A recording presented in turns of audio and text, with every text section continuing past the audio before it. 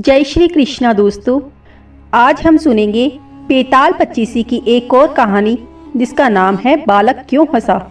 चित्रकूट नगर में एक राजा रहता था। एक दिन वह शिकार खेलने जंगल में गया। घूमते घूमते वह रास्ता भूल गया और अकेला रह गया। थककर वह एक पेड़ की छाया में लेट गया।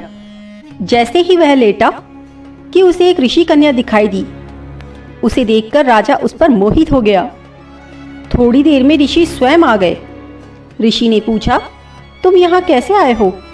राजा ने कहा, मैं शिकार खेलने आया हूँ। ऋषि बोले, बेटा तुम क्यों जीवों को मारकर पाप कमाते हो?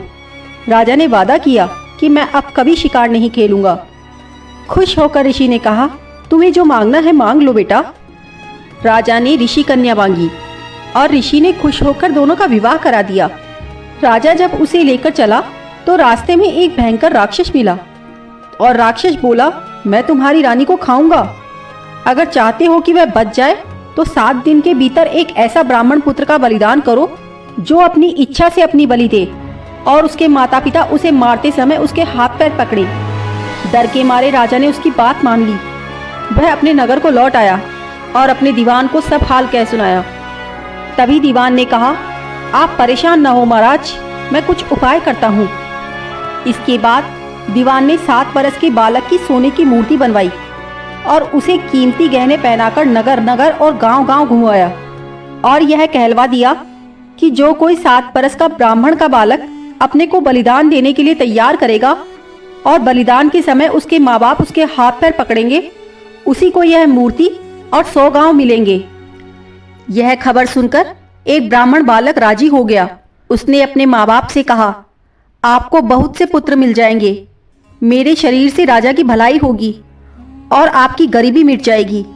माँ बाप ने मना कर दिया पर बालक ने हट करके उन्हें राजी कर लिया।